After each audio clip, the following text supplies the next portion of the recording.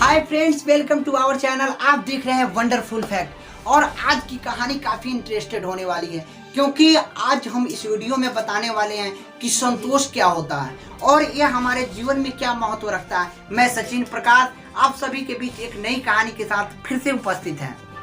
आज की कहानी है संतोष सबसे बड़ा धन होता है।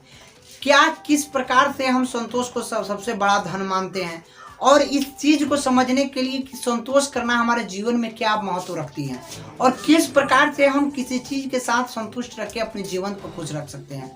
आखिर संतोष हमारे जीवन में क्या महत्व रखती है, किस प्रकार से हमें खुश रहने के लिए संतोष को बनाए रखना हमारे जीवन में महत्वपूर्ण होता है। आइए सुनते हैं एक कहानी के माध्यम से और इसे समझने का प्रयास करते हैं। वीडियो शुरू करने से पहले अगर आपने हमारे चैनल को सब्सक्राइब नहीं किया है या आप पहली बार हमारे चैनल पे आए हैं तो कृपया चैनल को सब्सक्राइब कर ले। वीडियो अच्छी लगे तो लाइक करें, दोस्तों के साथ शेयर करें और इससे रिलेटेड कुछ प्रश्न हो तो कमेंट में जाकर कर सकते हैं।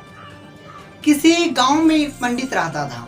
वो अपनी पत्नी के साथ काफी सुखपूर्वक जीवन व्यतीत कर रहा था और ये पंडित काफी गरीब था। और एक दिन जब वो अपने बच्चे को पढ़ाने घर से जा रहे थे तो अचानक उनकी पत्नी पूछती है कि घर में मुट्ठी भर तो चावल है, कल के रात के लिए खाना क्या बना है। तो पंडित ने काफी मुस्कुराते हुए भाव से अपनी पत्नी की ओर देखते हैं और फिर वहां से अपने काम पे चले जाते हैं।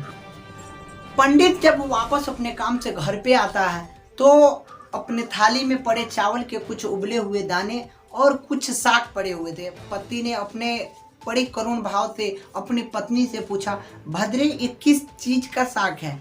तो पत्नी ने काफी मुस्कुराते हुए अंदाज में बोली कि स्वामी, आपने जाते समय ही हमें उस इमली के पेड़ की तरफ इशारा किया था और जिसके पत्तों से हमने आज साग तैयार किया है। पंडित काफी खुश हुआ और मुस्कुराते हुए अपनी पत्नी से बोला कि अब तो हमें खाने की चिंता भी नहीं रही।